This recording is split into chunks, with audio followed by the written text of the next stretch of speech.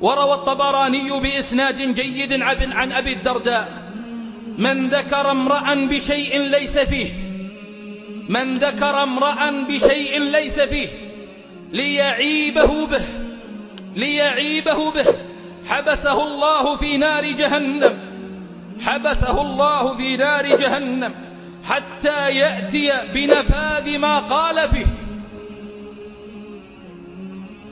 تخيل الخصيم لك والقاضي لك، إن قلت في أحد من الناس شيء، لئن فررت من محاكم الدنيا، لئن لم يشتكي عليك فلان، لئن لم يعلم هو عنك، لئن قلت فيه، لئن لوثت سمعته، لئن آذيته في سيرته، فخصمك الله،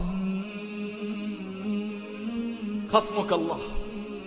اسمع هذا الحديث الذي صححه الألباني عن ابن عمر رضي الله عنهما أن النبي صلى الله عليه وسلم قال: من قال في مؤمن ما ليس فيه، من قال في مؤمن ما ليس فيه حبس في ردغة الخبال حتى يأتي بالمخرج مما قال، حتى يثبت.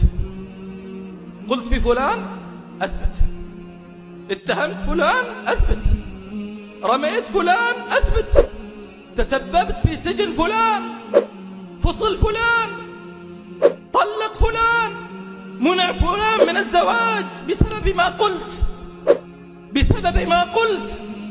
قف بين يدي الله وأجب على هذا.